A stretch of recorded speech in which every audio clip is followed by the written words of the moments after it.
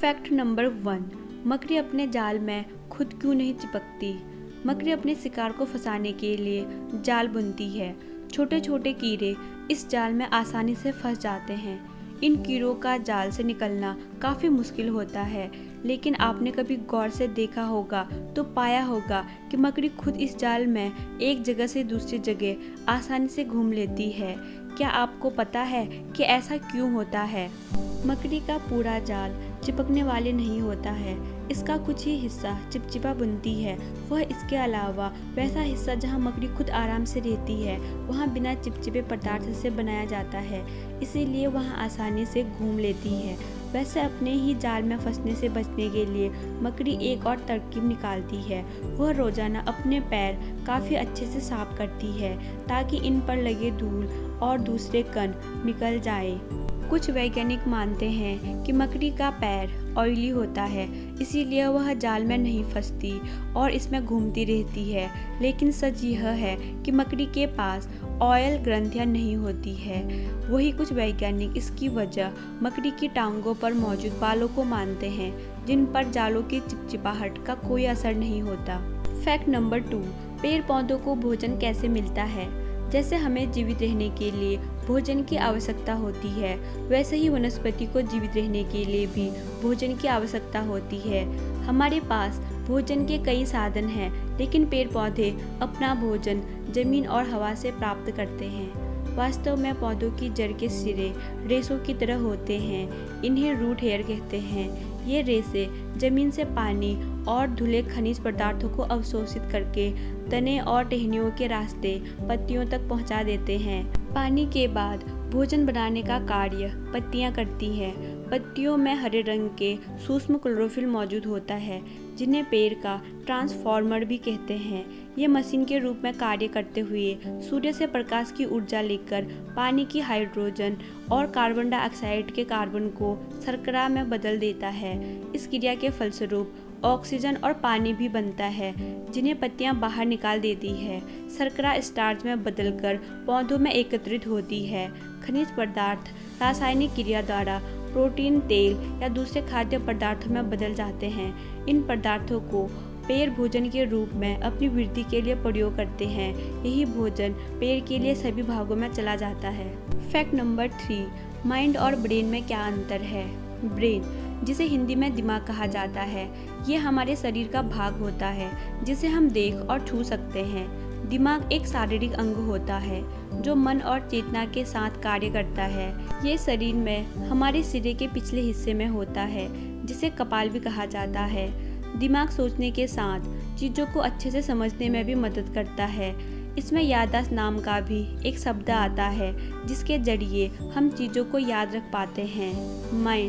Mind को हिंदी में मन कहते हैं। वैसे तो हम सब जानते हैं कि मन क्या होता है, लेकिन यदि अंग्रेजी की बात करें तो इसे माइंड कहते हैं, जिसे कई लोग अच्छा ज्ञान न होने के कारण दिमाग समझ लेते हैं। जबकि माइंड का अर्थ मन है, जिसे केवल महसूस किया जा सकता है, न तो इसे छुआ जा सकता है और न ही देखा जा सकता है।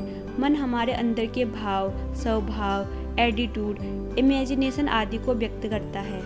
Fact number 4। सभी आर्मी ऑफिसर के बाल छोटे क्यों होते हैं? दोस्तों, ये तो आप सब जानते होंगे कि पूरी दुनिया में सबसे पावरफुल देश अमेरिका है और हर देश के पावरफुल होने के पीछे उसकी आर्मी होती है। और हमारा भारत पूरी दुनिया में अमेरिका और चीन के बाद तीसरे नंबर पर आता है।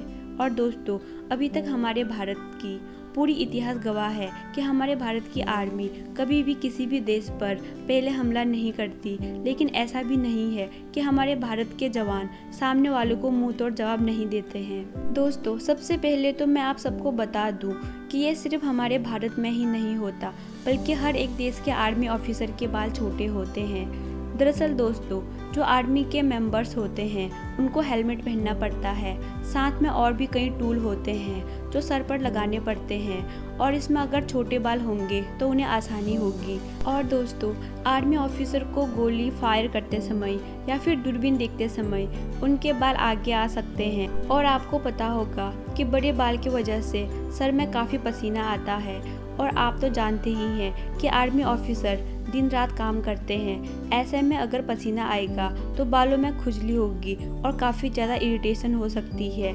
इसीलिए सभी आर्मी ऑफिसर के बाल छोटे होते हैं। फैक्ट नंबर 5, अब फ़ोन की बैटरी बाहर क्यों नहीं निकलती है।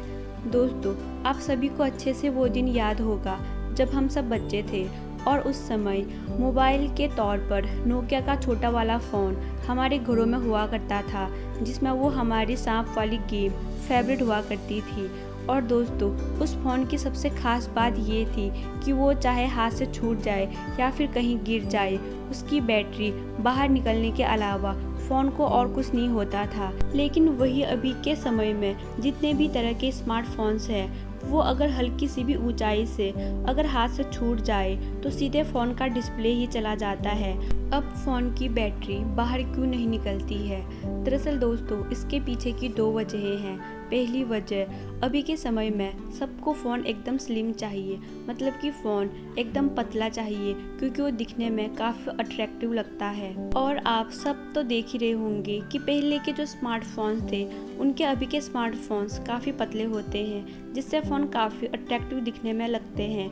अब दोस्तों, इतने पतले फ़ोन में अगर बैटरी बाहर पहले जैसी निकलती है तो फ़ोन कभी भी पतले नहीं बन पाते, क्योंकि फ़ोन में सबसे बड़ी चीज़ बैटरी होती है।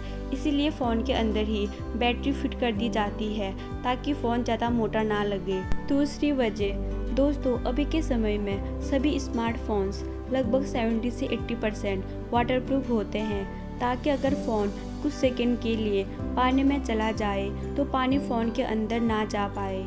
और इसीलिए अभी के सभी स्मार्टफोन्स की बैटरी बाहर नहीं निकलती, क्योंकि अगर बैटरी बाहर निकलती तो पहले वाले फ़ोन्स के जैसा तो फिर फ़ोन वाटरप्रूफ नहीं बन सकता। इसीलिए अभी के सभी स्मार्टफोन्स चारों तरफ से पूरा पैक कर दिया जाता है ताकि फ़ोन वाटरप्रूफ रहे। ऐसे ही और अमेजिंग वीडियो के लिए हमारे चैनल को सब्सक्राइब करें और रोज़ ऐसे वीडियो को देखने के लिए बेल आइकन को ऑन कर दें, क्योंकि जब भी इस चैनल पर कोई नई वीडियो आए तो इसका नोटिफिकेशन आपको मिल सके।